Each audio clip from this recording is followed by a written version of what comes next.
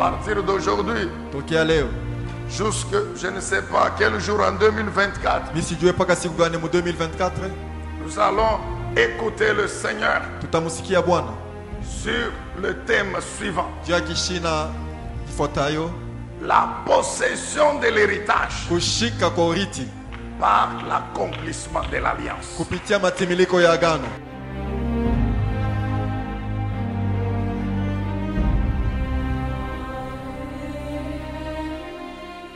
Le Saint-Esprit nous ordonne de continuer avec le même thème en 2025. Nous allons Roho continuer. Mtakatifu akituamuru tuendelee nao mpaka 2025 tutaendelea. Donc, note bien, Mema mwandike mzuri, la possession de l'héritage kukamata urithi par l'accomplissement de l'alliance. kupitia matimiliko ya agano.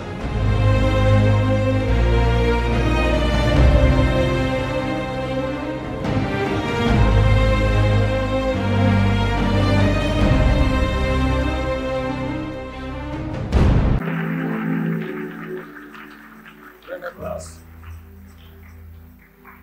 Que Dieu vous fasse grâce. Bwana Mungu awajalie neema, Quelle œuvre, kazi la puissance de cette grâce na uwezo ya neema hii se poursuive dans votre vie. iendelee mu maisha zenu. Matthieu 4, Mathayo sura yake ya 4 verset 23. shairi ya 23. Merci Jésus. Matthieu 4, 23. Mathayo sura yake ya 4 mstari wa 23. Jésus parcourait toute la Galilée, il enseignait dans les synagogues, proclamait la bonne nouvelle du royaume des cieux et guérissait les gens de toute maladie et de toute infirmité. Matthieu 8, Mathayo 8 14 à 17. 14 hadi 17. Matthieu 8, 14. Mathayo 8 14 hadi 17. Jésus se rendit alors à la maison de Pierre. Il trouva la belle-mère de Pierre alitée, avec une forte fièvre. Il lui prit la main et la fièvre la quitta. Alors elle se leva et se mit à le servir. Le soir venu, on lui amena beaucoup de gens qui étaient sous l'emprise des démons. Par sa parole, il chassa ces esprits mauvais. Et il guérit aussi tous les malades. 17. Ainsi s'accomplissait cette parole du prophète Ésaïe. Il s'est chargé de nos infirmités et il a porté nos maladies. On peut dire Amen. Amen. Nous voulons aujourd'hui Tunapenda leo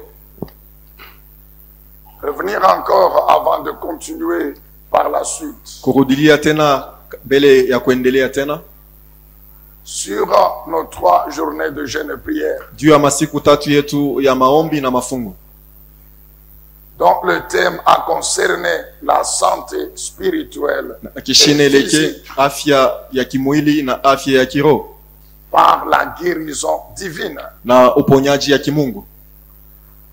La santé spirituelle et physique Afya ya kiroho na ya kimwili par la guérison divine. kupitia uponyaji ya Mungu. Nous avons dit ceci tout au long de la semaine, Tulisema hivi kadiri ya juma yote, que la santé tant spirituelle que physique afya ya roho ama ya mwili fait partie, de même que l'ensemble de l'alliance de notre Dieu. inakuwa ndani ya agano ya Mungu wetu. La santé physique et spirituelle Afya ya mwili na ya kiroho fait partie de l'héritage, inakuwa sehemu ya urithi, de cet héritage global ya hii urithi ya ujumla que notre Seigneur Jésus-Christ a accompli sur la croix. ile Bwana wetu Yesu Kristo alitimiza msalabani. tel que l'Alliance nous le révèle ce matin vile encore. agano inatufunulia asubuhi ya leo tena.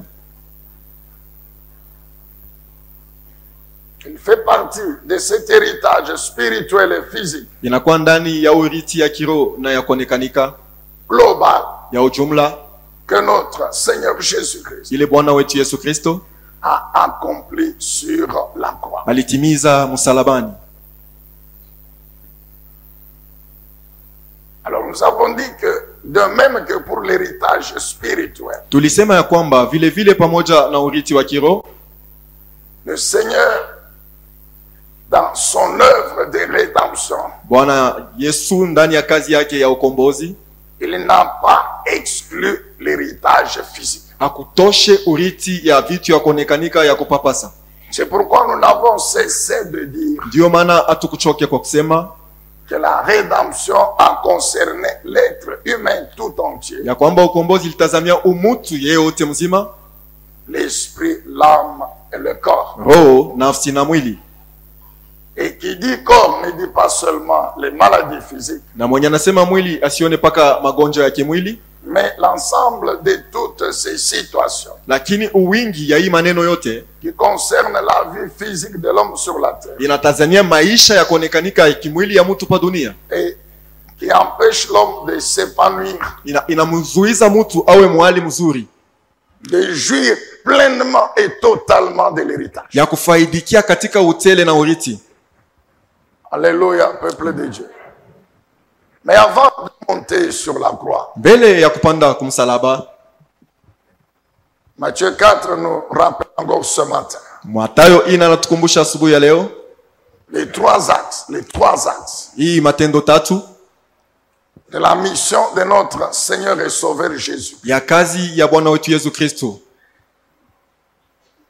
La Bible nous révèle que premièrement, il s'est mis à enseigner la parole de Dieu. Biblia inatufunua ya kwamba kia kwanza alianza kufundisha neno la Mungu, Enseigner la parole de Dieu, kufundisha neno la Mungu, à montrer, à révéler au peuple les kuonesha voies na kufunulia taifa manjia qui sont tracées par la parole de Dieu ile inaoneshwa na neno la Mungu et qui ont comme terminus na inakuwa na mwisho yake final le ciel. mbingu.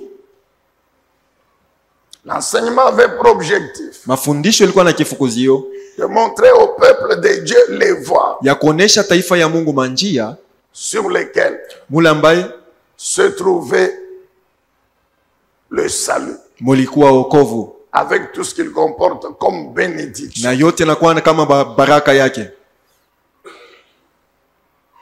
Les conditions qu'il fallait remplir maali makanuni lipashwa kwa nayo pour posséder les bénédictions qu'il proclamait juu ya kukamata mabaraka ile alikuwa akitangaza dans le deuxième axe ndani ya ile tendo ya pili qui concernait la prédication, ile ilielekea mahubiri, toujours de la parole. mahubiri mpaka ya neno. Et dans cette prédication, Na mwile mahubiri l'objectif était d'amener premièrement le peuple à la repentance, kifukuzio ilikuwa ni ya kumrudisha mtu apate kurudia kwa kitubio, lui montrer qu'ils vivaient dans le péché kumuonesha kwamba alikuwa akiishi katika dhambi et qu'ils avaient l'obligation de se repentir, na alikuwa na shurti apate kutubu, confesser les péchés et les abandonner. kukiri mazambi na kuiachilia. Toujours dans la prédication, Mpaka mu mahubiri ainsi ils pouvaient bénéficier aliweza kufaidikia maintenant des bénédictions na mabaraka que Dieu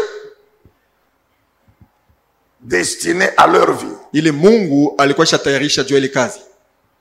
Donc la prédication Katikati ya hiyo mahubiri était soutenue par l'enseignement. ilisikamishwa na mafundisho, Et enfin, troisième axe, na ya tatu il guérissait les malades, alikuwa akiponya wagonjwa, il délivrait tous les captifs, tous les alikuwa possédés. nafungula wafungwa na wenyewe walikuwa yenye kushikwa na mampepo. Amen, bien-aimés dans le Seigneur. Ça, c'est Matthieu 4, 23. Huyu ni Mathayo 4:23. Maintenant, dans Matthieu 8, Sasa mu Mathayo 8 qu'est-ce que nous trouvons dans Matthieu 8? ni nini tunakuta ndani ya Mathayo 8? Matthieu 8 revient sur cette mission. Mathayo 8 anakudiria hapa ile kazi, Mais il y a le verset, le dernier 17 qui dit ceci. Lakini kuna shairi ya 17 inasema hivi. Si Jésus a fait tout ça, Kama Yesu alifanya vile vitu vyote, accompli cette mission, alitimiza kazi ile, c'était pour que s'accomplisse ilikuwa juu ipate kutimilika ce que le prophète Ésaïe avait annoncé. ile nabii Isaya alikuwa ashatangaza. Pour que s'accomplisse la prophétie d'Ésaïe le prophète. Unabii wa Isaya nabii ipate kutimilika.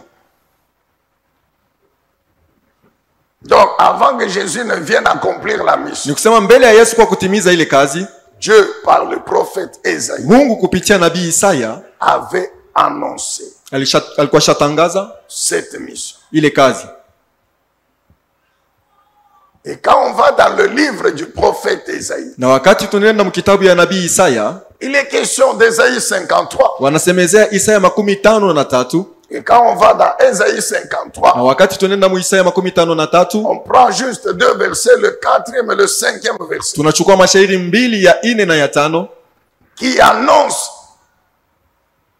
ce que Jésus a fait. inatangaza ile Yesu alifanya. Nous avons toujours dit Tunawaambiaka que Ésaïe 53, Isaya 53 c'est la croix de notre Seigneur Jésus ni msalaba wa Bwana wetu Yesu Kristo qui a été prophétisé ambaye ilitabiriwa et accompli. na ilitimilika. Et cet accomplissement Na ile matimiliko n'a pas attendu seulement la venue effective de Jésus sur la terre. Non, haikongoje tu kuja kwa kuonekanika kwa Yesu pa dunia, hapana. cet accomplissement était déjà opéré au ciel. Ile matimiliko ilikuwa shatimizika kumbingu Avant que Jésus ne quitte le ciel, mbele Yesu apate kuondoka ne kumbingu vienne sur la terre, na kuja pa dunia, la croix était déjà accomplie. msalaba ilikuwa shatimilika. C'est pourquoi je Dieu vous maintenant. rappelle toujours le style dans lequel Ésaïe prophétise. Na wakumbushaka namna ile Isaya yako na tabiri. Qui a cru? Nani aliamini? Qui a cru? Nani aliamini? Qui a cru? Nani aliamini? Il s'est chargé. Alichukua, Il s'est chargé. alichukua, Il a porté. alichukua. Ésaïe ne dit pas il porte. Yes, Isaya asisema anachukua sasa. Il se charge. Anachukua sasa hivi. Ésaïe ne dit pas il portera. Isaya asiseme atachukuaka. Ésaïe ne dit pas il sera blessé. Isaya asiseme ataumizwaka. Même pas il est blessé. Hapana hata anaumizwa sasa. Ésaïe dit clairement Isaya anasema waziwazi, il s'est chargé de nos douleurs. alichukua kama maumivu yetu, Il a porté nos souffrances. alichukua kama maumivu yetu Il a été blessé. na aliumizwaka. Mais cet homme qui a été blessé, Lakini huyu mtu ambaye aliumizwaka il est encore au ciel quand Ésaïe prophétise. engali mbinguni wakati Isaya yako na tabiri. Non seulement il n'est pas encore sur la terre, Hapana tu ayafika pa dunia, mais il n'est pas encore monté sur la croix. na bado ashiyapanda kumsalaba. Amen, bien-aimé dans le Seigneur. Amen. Ésaïe 53, verset 4. Isaya 53 shairi yake ya 4. Pourtant, en Jacob. vérité, c'est de nos maladies qu'il se charge. Et ce sont nos souffrances qu'il a prises sur lui. Alors que nous pensions que Dieu l'avait puni, Dieu l'avait frappé et humilié. Mais c'est pour nos péchés qu'il a été percé. C'est pour nos fautes qu'il a été brisé. Et le châtiment qui nous donne la paix est retombé sur lui. Et c'est par ces blessures que nous sommes guéris. Amen. Amen. Nous répétons ceci encore ce matin. Tunasemulula hivi tena asubuhi ya leo. Cette mission du Seigneur Jésus, Hii kazi ya Bwana Yesu Kristo par les trois axes, kupitia hii matendo tatu devait trouver son couronnement sur la croix. ilipasha kupata matimiliko yake kumsalaba. Quel était l'objectif principal de la mission du Seigneur? Basi kifukuzio kya kazi ya Bwana kenye kilikuwa ni nini? Qu'est-ce qu'il poursuivait? Ni nini alikuwa akifukuzia? En enseignant la parole de Dieu, Mukufundisha neno la Bwana, en prêchant la bonne nouvelle mukuhubiri habari njema et en guérissant, en délivrant. na mukuponya na kumfungula watu. Quel est l'objectif que le Seigneur Jésus poursuit? Kifukuzio ya Bwana Yesu ilikuwa ni nini? C'était de délivrer l'homme Ilikuwa ni ya kumuokoa mwanadamu du pouvoir, toka mamlaka de la puissance du péché ya uwezo ya dhambi et de toutes les conséquences que nous connaissons. na matukio yote ambayo tunajua. Deuxièmement, de ramener cet homme à Dieu na ya pili kumrudisha huyu mtu kwa Mungu pour qu'il vive éternellement avec Dieu. juu apate kuishi milele pamoja na Mungu. Je reprends. Nasemulula Délivrer kuokoa l'homme huyu mwanadamu du pouvoir, toka mamlaka de la puissance du péché ya uwezo ya zambi et de toutes les conséquences du péché. na matukio yote ya zambi, Ensuite, le ramener à Dieu kisha kumrudisha kwa Mungu pour qu'il vive éternellement avec Dieu. apate kuishi milele pamoja na Mungu. C'est ça l'objectif que Jésus a poursuivi dans sa mission avant de monter sur la croix. Jua kifukuzio Yesu alikuwa nacho mkazi yake mbele apate kupanda kumsalaba, Mais cet objectif, lakini kifukuzio hiki si Jésus s'était arrêté kama Yesu alisimamia avant de monter sur la croix, mbele yeye kupanda kumsalaba, c'est vrai, il allait finir par mourir. ni kweli mwisho yote alipasha kufariki, Mais retenez ceci, lakini kama teni hivi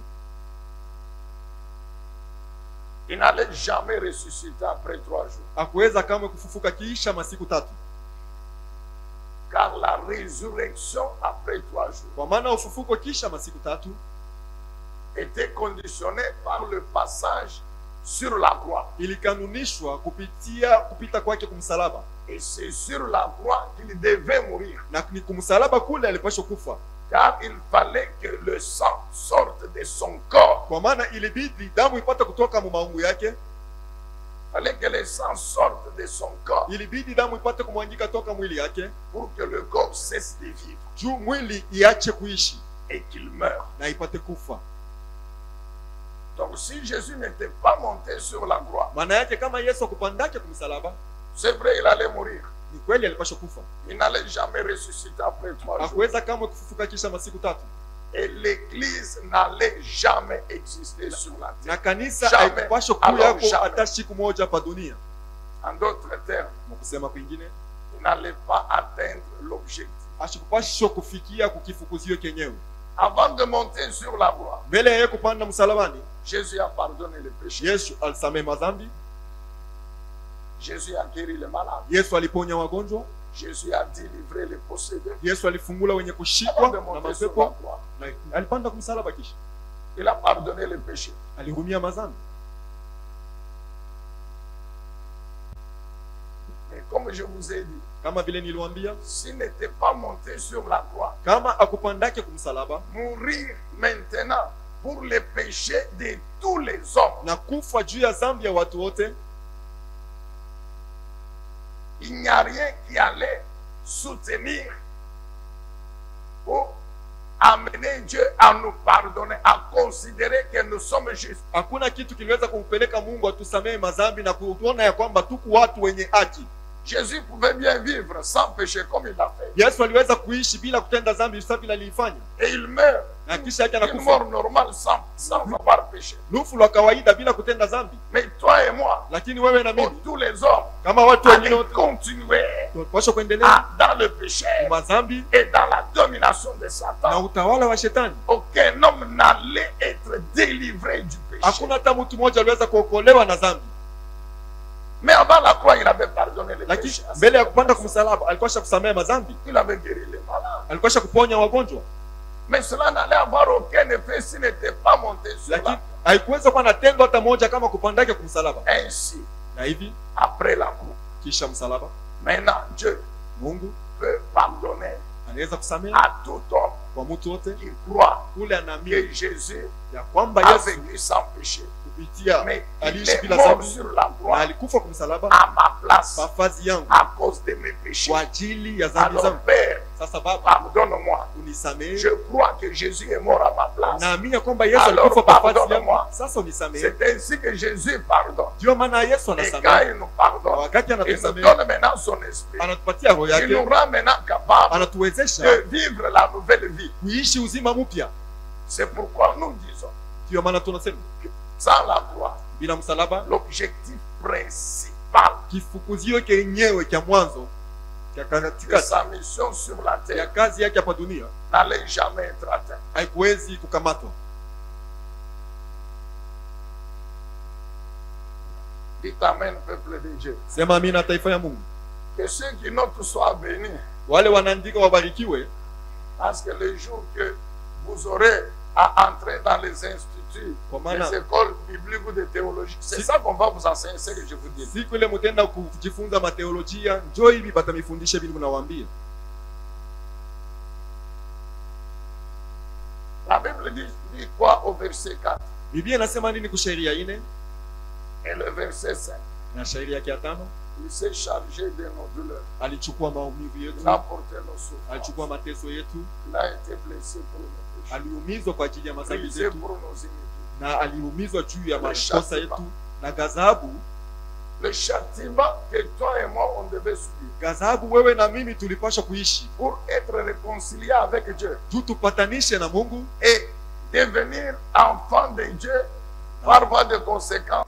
Son héritier et co-héritier de Christ. na kwa mtoto wa Mungu, na kama matukio muriti wake na muriti pamoja na Kristo. Jésus a subi ce châtiment Yesu aliishi ile apizo que lui ne méritait pas, ile yeye akustahili, mais que toi et moi nous méritons. lakini wewe na mimi tulistahili. Amen, Église du Seigneur.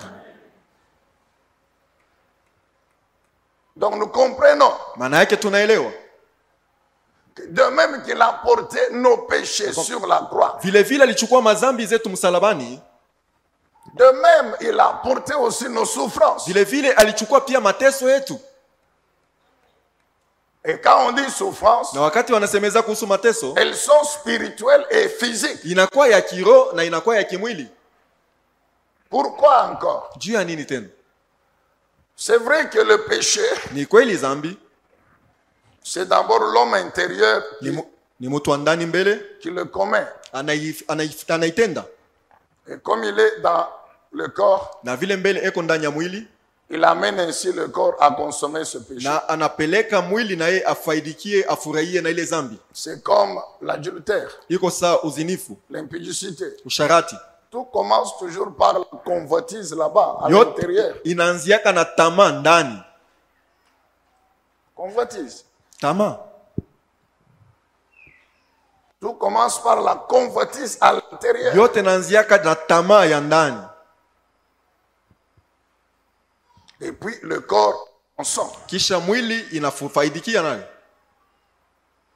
C'est pourquoi vous connaissez Ndio le maana sermon mnajua sur la montagne. ile mafundisho ya kumulima, Le Seigneur est en train de montrer Bwana yuko naonesha comment accomplir le décalogue. namna kani kutimiza ile amri 10 Principalement la loi, presque toutes les lois, na ile masheria yote, les 10 commandements. maamri 10 Vous avez appris, ile mulijifunza, c'est écrit. imeandikiwa, Tu ne commettras point d'adultère. hautasharatika. Pour les Juifs, Juu ya Wayuda c'était seulement physiquement. ilikuwa tu ni Mais mkimwili, Jésus leur dit non. lakini Yesu aliwaambia Ça hapana, commence par l'intérieur. inaanzia ndani. Le corps obéit Mwili inatii aux injonctions de l'homme intérieur. maagizo ya mtu wa ndani, Comme l'homme intérieur sa vile mtu wa a ndani déjà conçu ce péché, anesha kukamata, il kuchukua a ile déjà dhambi commis ndani yake, l'adultère aisha kuzini en convoitant. mukutamania. C'est ainsi que l'homme physique a fini par consommer. Ndio pale mtu mwili sasa aliitimiza.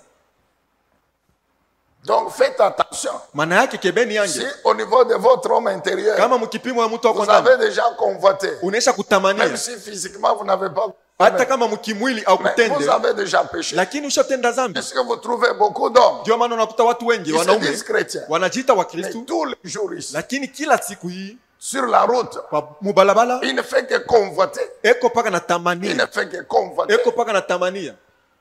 Et il oublie qu'il est en train de pécher tous les jours. Anasahau ya kwamba eko natenda dhambi kila siku. Vous avez appris Mulijifunza, que celui il ne faut pas commettre le meurtre. mulijulishwa kwamba haipashwi kuua, Mais il dit ceci. lakini anasema hivi, Celui qui est ule son anachukiana, frère, sa soeur, anachukia ndugu yake, dada yake, mais il l'a tué. aisha kumuua. Parce qu'au fait, lorsque vous voyez quelqu'un, Kwa maana wakati unachukia mtu, au fait, dans votre cœur là, vous ne supportez pas la présence de la personne. Oui ou ndani ya non? moyo wako auvumilie kuonekanika wapo ya yule mtu, ndio wala hapana. Pour vous, la personne doit disparaître. Juu yako wewe, huyu mtu afadhali apotee. C'est ça la haine, non? Njo chuki. Et Jésus dit quoi? Yesu anasema nini? Si vous haïssez l'autre, Ukimchukia mwingine vous l'avez tué. unisha kumuua. C'est la même chose Njo sawa sawa que prendre le couteau ou bien tirer sur lui. kuchukua kisu au kumupika masasi. Amen, bien-aimé dans le Seigneur. Alors, maintenant, Sasa la délivrance ufungulivu n'a pas concerné seulement l'homme spirituel. haikutazamia mpaka mtu wa kiroho, Parce que l'homme spirituel, il est dans le corps. kwa maana mtu wa kiroho iko ndani ya mwili. Alors, lorsque l'homme spirituel est délivré, Wakati mtu wa kiroho amefunguliwa, le corps aussi est délivré. mwili nayo inafunguliwa. Lorsqu'au niveau de mon âme, Wakati mkipimo ya il n'y nafsi a pas yangu de convoitise, hakuna il tamaa, n'y a pas de haine. hakuna chuki, Mais mon corps ne commettra jamais le péché. mwili yangu haitatendaka kamwe dhambi. Est-ce que vous comprenez ça? Eti mnaelewa? Il n'y a personne qui peut dire que j'ai volé. Je ne comprends pas comment j'ai volé. Hakuna mtu anaweza kusema mimi iba lakini mishielewe namna kani milifika mkuiba. Hapana. Ça commence là-bas. Inaanzia mule. Il y a une décision qui est prise Kuna kwa mpango mmoja dans l'homme unachukua intérieur. ndani ya mtu wa ndani. Vous pouvez dire bien Amen. Munaweza kusema amina mzuri. C'est pourquoi Jésus a dit, même quand nous parlons, Ndio maana Yesu alisema hata wakati tunasema ce qui sort par la bouche, ile natoka mkinywa c'est ce qui a commencé par exister là-bas. ni ile ilianzia kuwapo ndani ya moyo. La bouche du corps. Kinywa cha mwili, La bouche appartient au corps. kinywa kinakuwa kumwili, Mais c'est l'homme intérieur. lakini ni mtu wa ndani C'est lui qui parle. ule kunasema. La voix que vous entendez là, Sauti ambayo c'est unasikia la voix de mon esprit ni sauti ya roho yangu qui est dans mon corps. ile inakuwa ndani ya Car mwili si mon wangu. esprit sort de ce Kwa corps, maana kama roho yangu inaondoka ndani ya c'est mwili, fini, vous n'allez plus rien entendre, aucune voix. kunamalizika, utasikia sauti hata moja. On ne va pas vous répéter encore aujourd'hui qu'il n'y a aucun cadavre qui parle. Abata misemuria tena leo wasema kuna kitumba hata moja akisemake.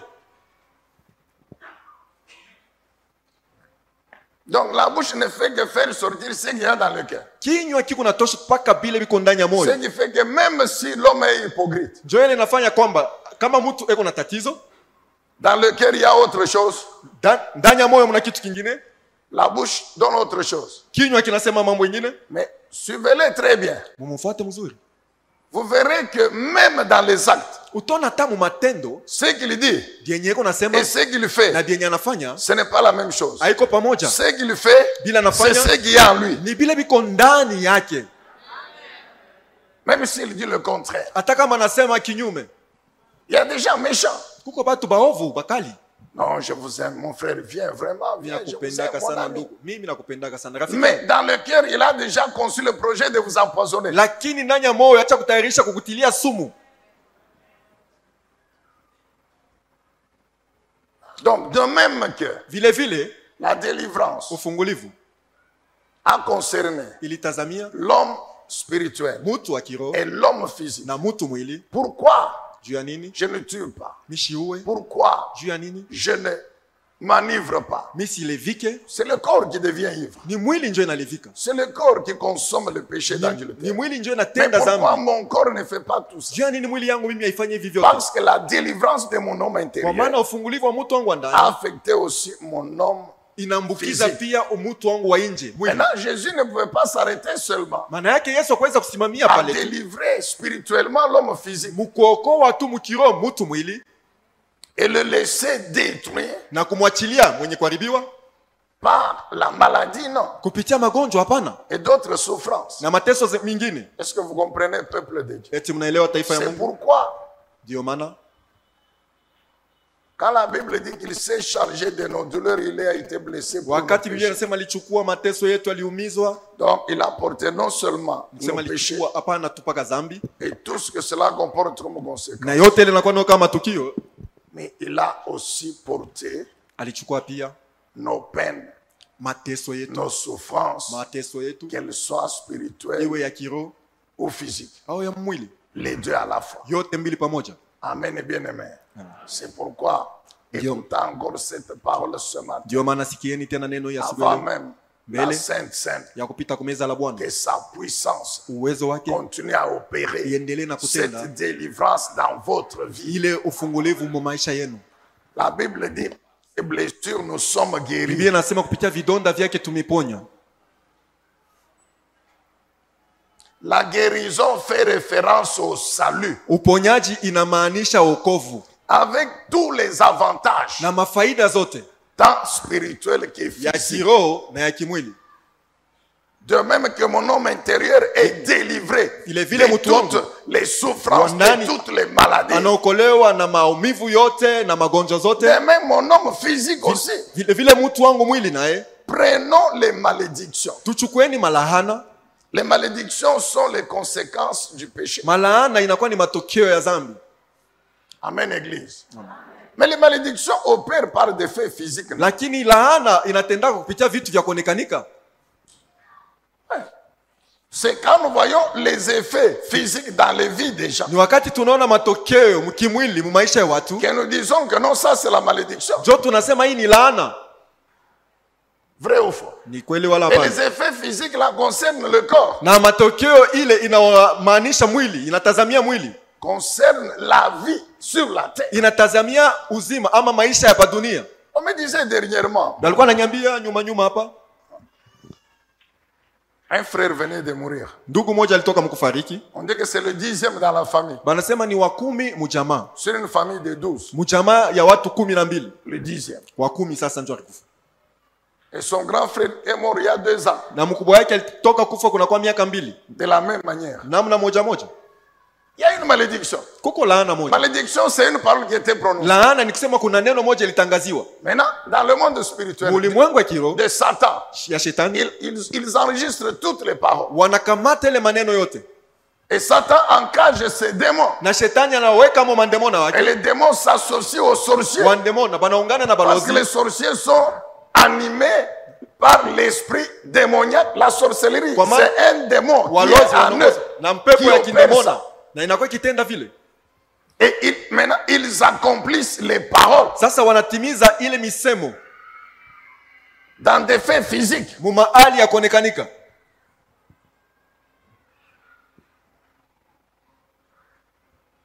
Donc la délivrance, Maana yake elle ufungulivu n'est pas seulement spirituelle, haiko paka ya kiroho, elle est aussi physique. inakuwa pia mwili. 1 Pierre, Petro wa kwanza chapitre 1er, 18 à 20. La sura yake ya Bible dit, kwanza 18 na 12. qui nous a rachetés par son sang de la vaine manière de vivre héritée de nos Biblia pères. inasema alitokoa kupitia damu yake munamna mbaya ile tuririti toka wa babu zetu. Le sang a coulé quand il était sur la croix. Damu ilimwangika wakati alikuwa kumsalaba.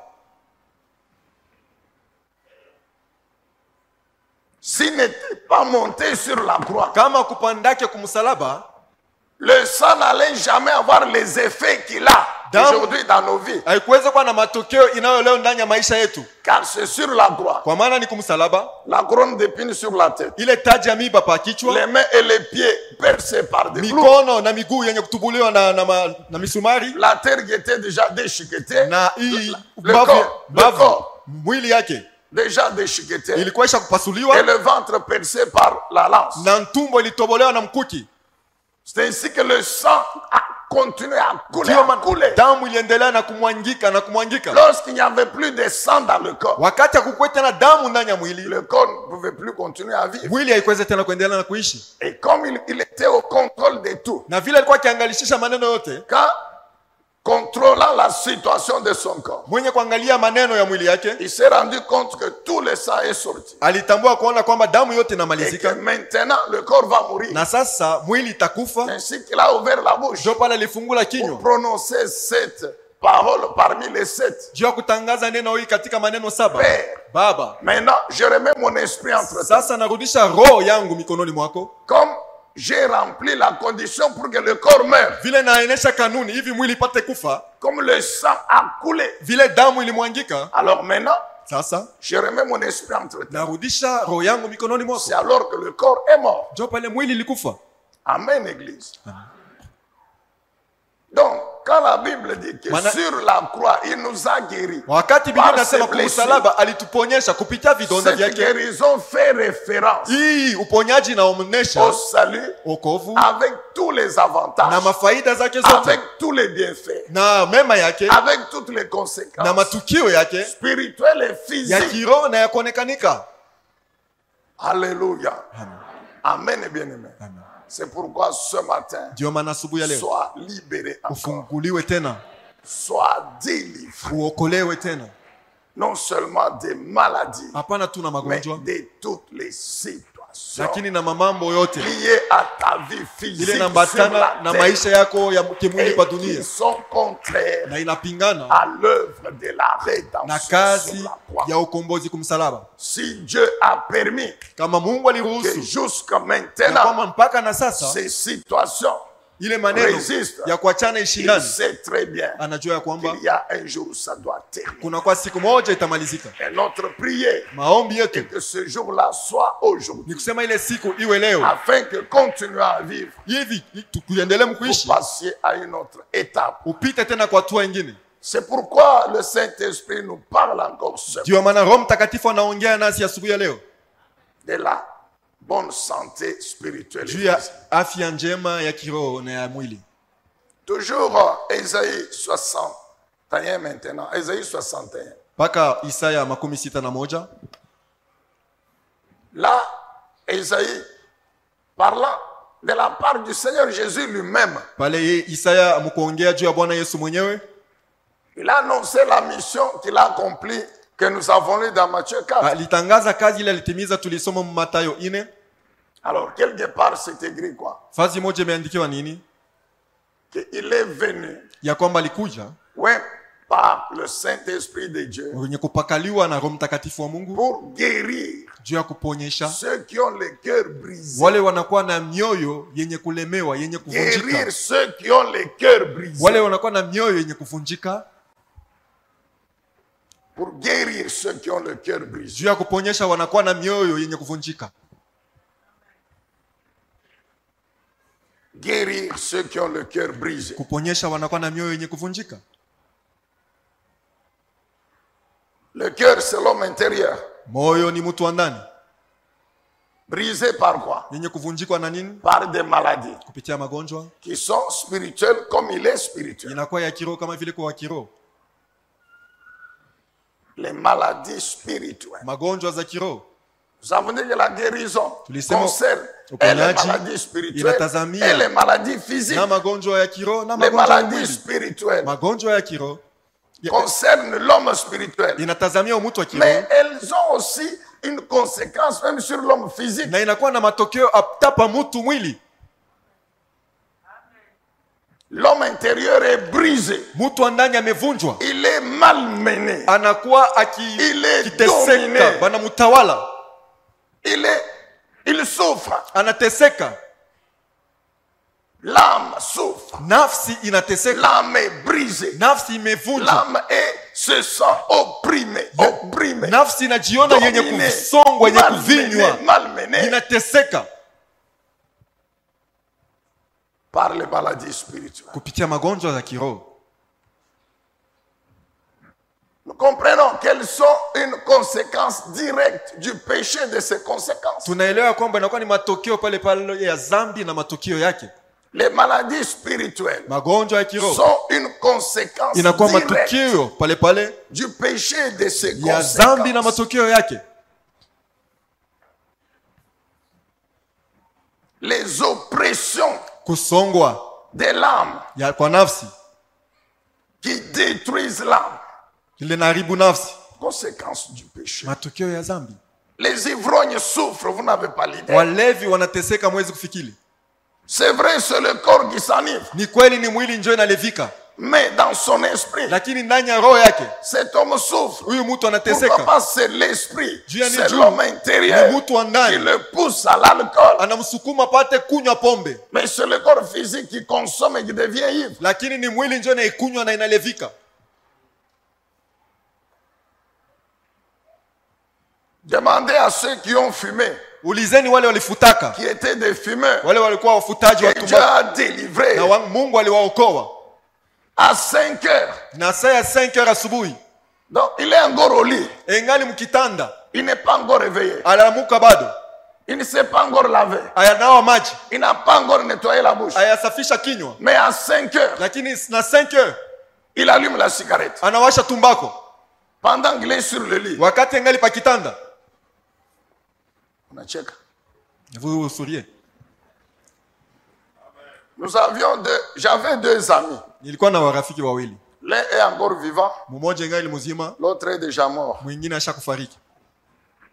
Pendant que nous étions en train de faire nos recherches pour des recherches géologiques, bien sûr, qui devaient nous amener à la thèse de doctorat. Wakati tulikuwa tukifanya machunguzo yetu mu maneno inatazamia madini tuende kwa mambo ya doctorat. Que nous avons fait sur le plateau de Marunku, dans la région de Moba. Tulikuwa kule kwa Moba pa ile plateau ya Maluku.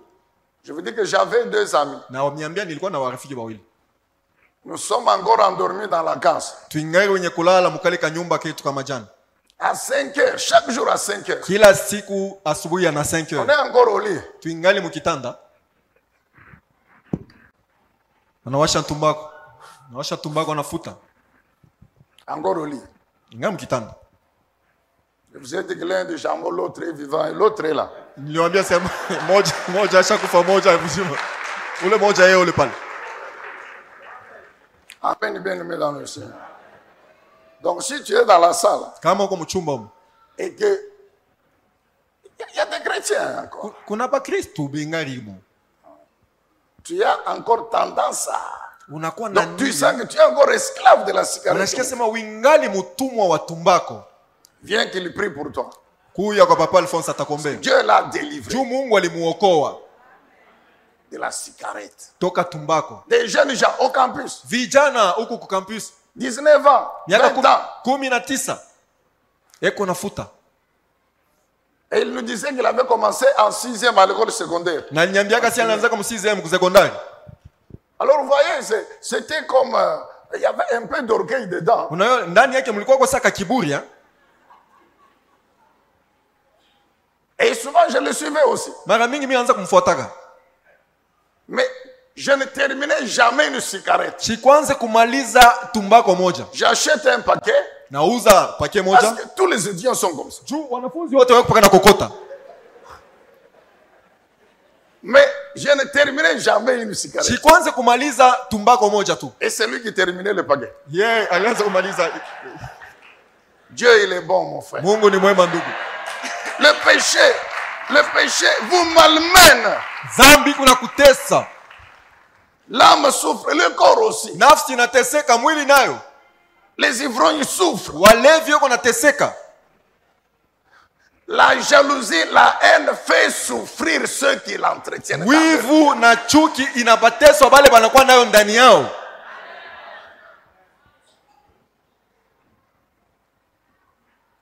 Non, mon frère, Hapana non. ndugu, hapana.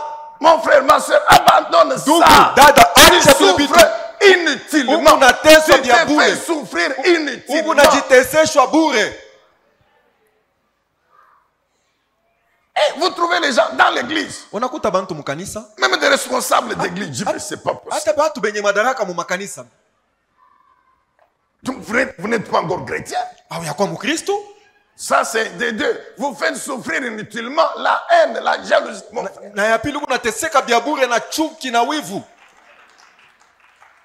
Pourquoi? Juu ya nini? Pourquoi? Juu ya nini? Votre vie ne dépend pas de sa vie. Maisha yako haitegemea maisha yake. Votre vie dépend de Dieu. Maisha yako yanamtegemea Mungu. Un point, un trait. Na vinasimamia Votre pale. vie dépend de Dieu. Maisha yetu yanategemea Mungu. C'est Dieu qui a créé la terre. Ni Mungu ndio aliumba C'est Dieu qui est dunia. le propriétaire de toute la Ni terre. Mungu ndio mwenye dunia yote nzima. Où que tu pars, Wende wapi? où que tu vis, Uishi wapi? c'est Dieu qui est le propriétaire. Mungu ndio mwenye fazi yote ile. Ta vie dépend de Dieu et de Dieu Maisha yako seul. yanamtegemea tu Mungu tu. Vous allez voir, plus tu es jaloux de quelqu'un, Utaona zaidi unakuwa na chukia, unakuwa na wivu juu ya plus mtu. tu es quelqu'un, Zaidi unamchukia mtu, plus tu vas voir zaidi utaona qu'il continue à évoluer. yeye kunaendelea lwake. Dieu, non, Jésus dit quoi? Yesu anasema nini? C'est lui qui est son frère. Ule anamchukia ndugu yake, Il l'a tué. aisha kumuua. Ça veut dire quoi? Maana yake ni nini? Parce que quand tu es quelqu'un, Juu kama ça unamchukia veut dire mtu, que tu ne veux pas le voir. nikusema haupendi kumuona. Tu préfères qu'il meure. Maana yake wewe unapenda hata akufa atakufwa. C'est pourquoi Jésus dit la même peine que celui qui tue physiquement. Ndio pale Yesu anasema apizo moja na ule anaua mkimwili. que celui qui tue physiquement. Inakuwa apizo moja na ule anaua mkimwili. Alors maintenant, qu'est-ce qui se passe? Sasa nini inapitikana? Tu es la personne. Tu Unamchukia es ton mtu, frère. unamchukia Tu ndugu es ta yako, sœur. unachukia dada Mais yako. Dieu ne le tue pas. Mungu ashimuwe. Je vous ai dit que la haine, Niliwaambia chuki c'est une des œuvres du diable pour détruire l'homme. Ni mmoja ya makazi ya shetani juu ya kumharibu mtu.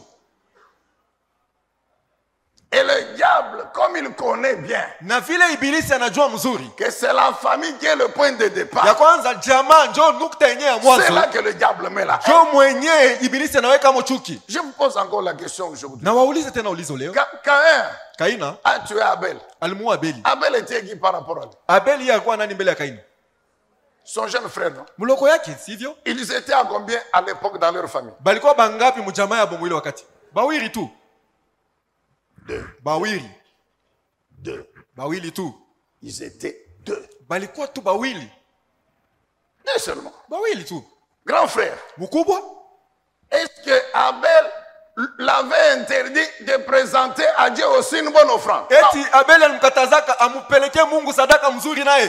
Qu'est-ce que Dieu dit à Caïn? Ni nini Mungu anamwambia Si tu as Kaini? fait ça, Comme on c'est a fait parce des- que déjà dans ton cœur, il y a le mal, le péché. Sio dans vile ton bilikuwa cœur. moyo wako, nisema moyo wako inajazwa na dhambi bubaya. Ton cœur est d'avance mauvais. Moyo wako iko mubaya. Pourquoi ne pas demander à Abel? Dieu ndio Dis-moi, utamuuliza kwa Abeli. comme Dieu a agréé ton offrande, Unionyeshe. qu'est-ce que moi aussi je peux faire pour qu'il agrée Mungu aussi mon offrande? anakubali sadaka kunifanya na mimi Mais je déjà tukubali yangu sadaka. dans le cœur, la Lakini jalousie. ndani ya moyo mulikuwa chuki. Envers qui? Son jeune frère. Anaua na muloko yake Et il mwanaume. va jusqu'à le tuer physiquement. Anaenda mon frère. mkumuua mkimwili.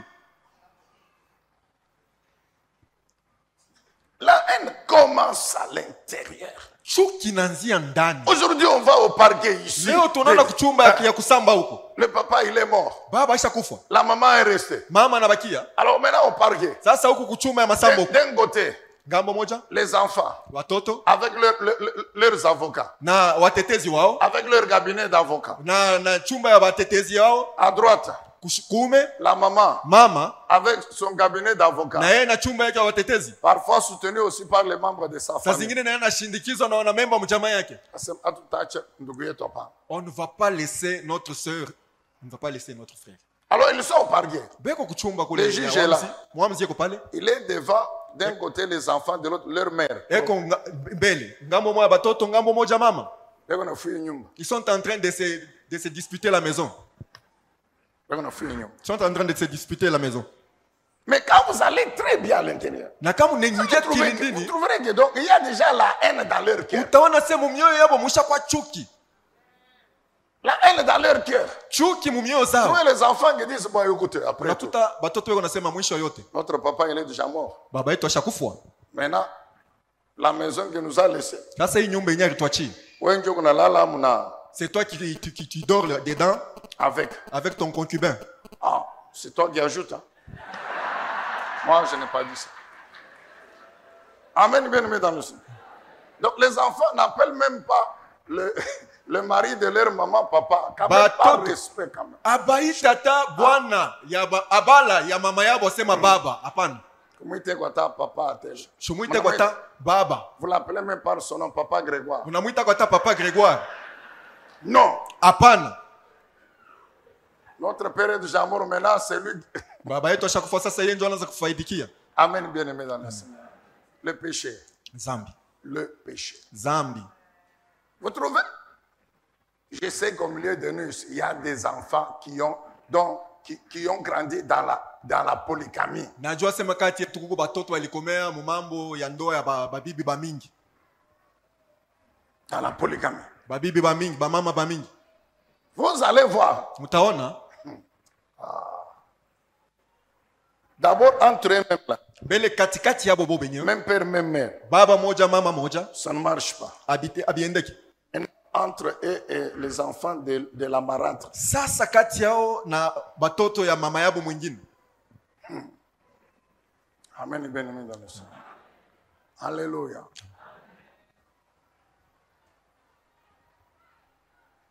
Le péché fait souffrir. Zambi inateseshwa. L'homme intérieur souffre, il est opprimé, il est malmené. Mtu ndani anateseka na songo anavinywa. Bénissons le Seigneur. Lakini tunambariki Bwana. Parce que sur la croix, Juu kumsalaba, il a vaincu la haine lui. alishinda chuki. Il a vaincu la haine. Il Alishinda a vaincu chuki. la jalousie. Alishinda Il wivu. a vaincu tous les péchés. Alishinda zambi zote. Et il peut ainsi nous délivrer de Anaweza tout hivi cela. kutuokoa toka ile maneno yote. Mais les maladies spirituelles concernant l'homme spirituel, Sasa magonjwa ya les kiroho oppressions, yenye kutazamia mtu wa ndani, des choses comme kusongwa, des humiliations. kupatizwa haya, On se sent humilié, wakati unajiona mwenye on kupatizwa souffre haya, de l'opprobre. unateseka na haya kubwa. Ça a comme conséquence certaines situations physiques. Hii inakuwa na matokeo ya mamambo mengine ambayo tunaishi mkimwili, Certaines situations physiques. mamambo mengine ya kuonekanika. Comme les maladies. Sasa magonjwa hii C'est pas que tu as péché, non. haina sema ulitenda dhambi, Mais Dieu permet que tu sois malade. lakini Mungu anaruhusu tu ugonjwe.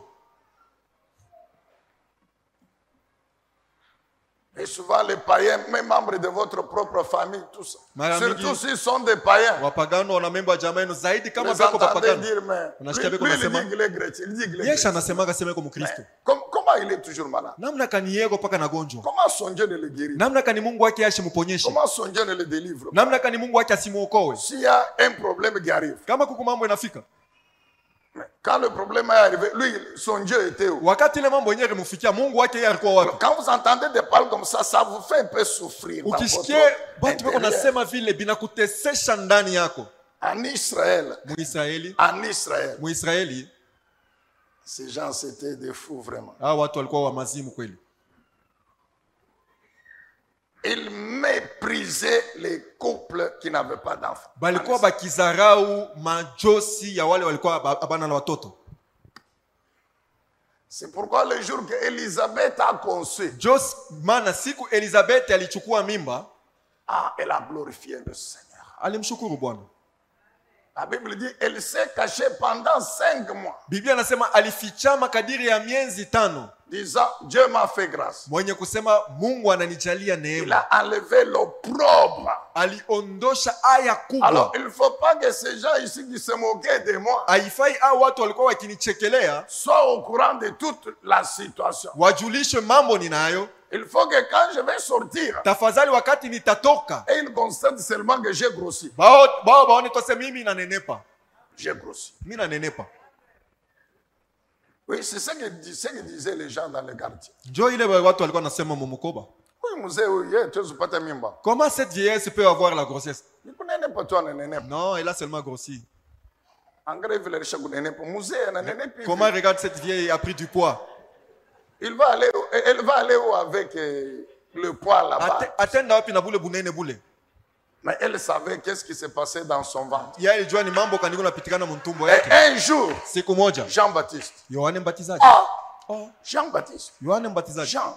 Yohane, L'enfant de qui? mtoto wa nani? Non, mais c'est d'Élisabeth. Mtoto wa Elizabeth. Avec Zacharie. Na Zakaria. Non. Hapana. Non. Hapana. Ouais. Continue à dire non. Moi muendelee kusema hapana. Amen, bien-aimé. Amen. Que le Seigneur Dieu Tout-Puissant, Bwana Mungu Mwenyezi, par la puissance de son esprit, kupitia uwezo wa roho yake, puisse enlever dans nos vies l'opprobre. aondoshe ile aya kubwa mu maisha zetu. C'est pourquoi Isaïe 25, verset 4, Ndio maana Isaya 25 mstari wake wa 4, de 4 jusqu'à la fin, la Bible dit kuanzia que 4 mpaka le mwisho, Biblia refuge inasema pour le faible, kimbilio le ya refuge wadhaifu, pour le malheureux dans la kimbilio ya wenye détresse, ole l'abri katika sous la tabu, tempête, anakuwa mkofu l'ombrage chamia sous chini la ya zoruba, chaleur. La kimvuli Bible chini ya dit qu'il joto. essuie les larmes. Biblia anasema anapanguza machozi. L'âme souffre. Nafsi L'homme inateseka. intérieur est opprimé. Mtu wa ndani ameteseka. Et l'homme extérieur fait couler les larmes. Mtu wa nje anatelemusha machozi. On est là. Ana eko pale. Elle est là. Eko pale. Les larmes coulent. Machozi iko Elle natelemuka. est triste. Akona huzuni. C'est que le sacrificateur, il croit qu'elle est ivre. Na mkuani Eli anaona sema aisha levika. Elle dit non. Anasema hapana. C'est la souffrance Ni mateso qui est dans mon âme. ile iko ndani ya nafsi yangu.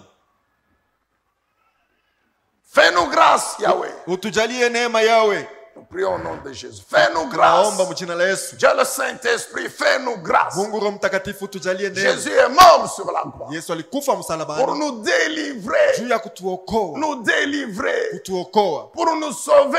Juu ya Et kutuokoa. son salut Na wokovu yake comporte tous les avantages inakuwa na mafaida tant zote spirituels que ya physiques. kiroho na ya kuonekanika ya Cette kimwili. guérison, Hii cette uponyaji, hii délivrance ufungulivu et des souffrances spirituelles na et mateso ya des kiroho souffrances souffrances na physiques. mateso ya kimwili. Et c'est pour cela, Yahweh, Ndio maana Yawe qu'aujourd'hui encore, leo tena nous te disons merci tunasema asante pour la grâce que tu nous juu ya fais. neema De unatufanyia pouvoir participer encore à ta ya table. kuhudhuria kumeza yako. Jésus, tu as dit, Yesu vous ulisema le ferez. Et mutaifanya, chaque fois que vous allez na le kila mara faire, mutaifanya, vous annoncez ma croix. mutatangaza msalaba yangu, Vous annoncez ma croix mutatangaza msalaba yangu. de tout à l'heure. Na hapo hapo Afin que, hivi par la puissance kupitia de uwezo mon sacrifice, ya zabihu yangu vous soyez délivrés. mupate kuokolewa. Dieu le Saint-Esprit. Mungu Roho Mtakatifu, C'est ce que nous te demandons encore ce ndio matin. yenye tunakuomba asubuhi ya leo, Que tu nous fais grâce de participer à utujalie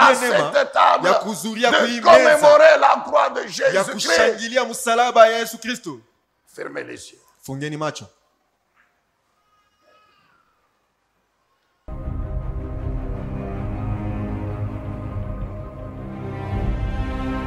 À partir d'aujourd'hui, Tokea leo jusque je ne sais pas quel jour en 2024, mimi sijue mpaka siku gani mu 2024 nous allons écouter le Seigneur tutamusikia Bwana sur le thème suivant. juu ya kishina kifuatayo, La possession de l'héritage kushika kwa urithi par l'accomplissement de l'alliance. kupitia matimiliko ya agano.